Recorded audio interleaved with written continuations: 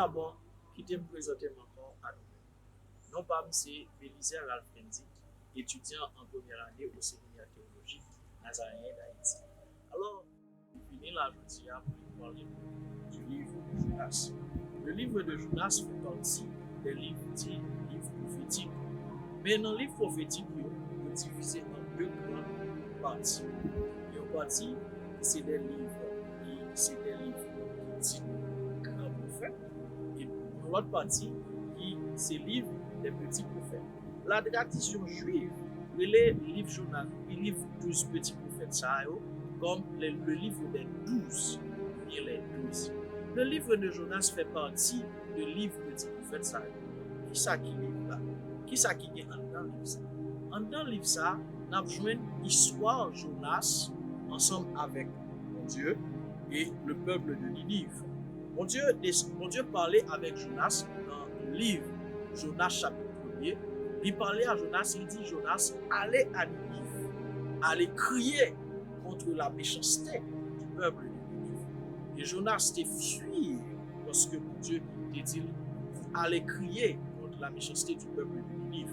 Et pour qui ça Jonas t'est fui? Vous pouvez poser la question ça.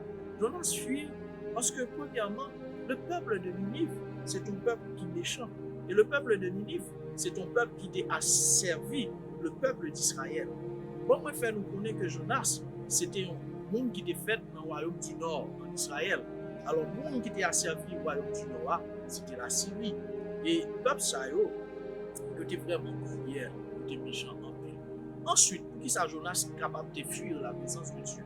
Jonas te fuir la présence de Dieu parce qu'il connaît que mon Dieu, son bon Dieu qui est compatissant et son bon Dieu qui est miséricordieux.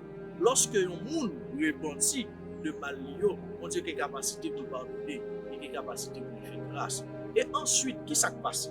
Lorsque Jonas fuit la présence de Dieu, au lieu que Jonas allait à Ninive, Jonas courit à Tars.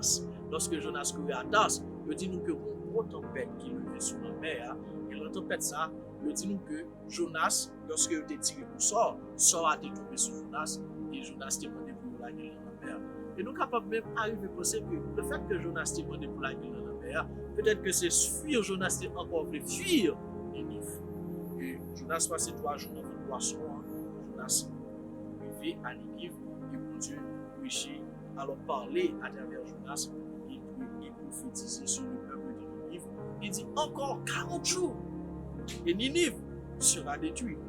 Et lorsque parole s'est parlé, le peuple de Ninive t'étendait. Et il dit nous que le peuple de Ninive, il répondit, il fait jeûne.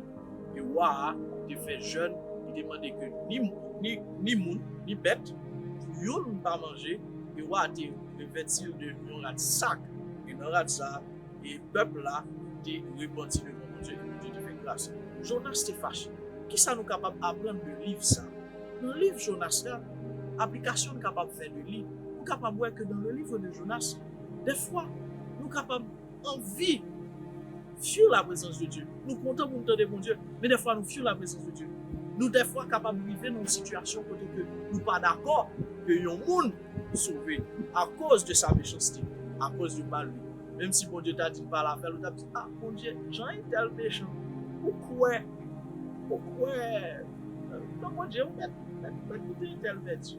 Alors des fois, mes frères et sœurs, dans l'histoire de Jonas, nous avons réalisé que Jonas agit à l'instar de l'homme. Mais la volonté de Dieu, c'est ce qui prime. C'est ce qui est important dans la volonté de Dieu. Merci, c'était frère Kenty Bélisaire dans le livre de Jonas.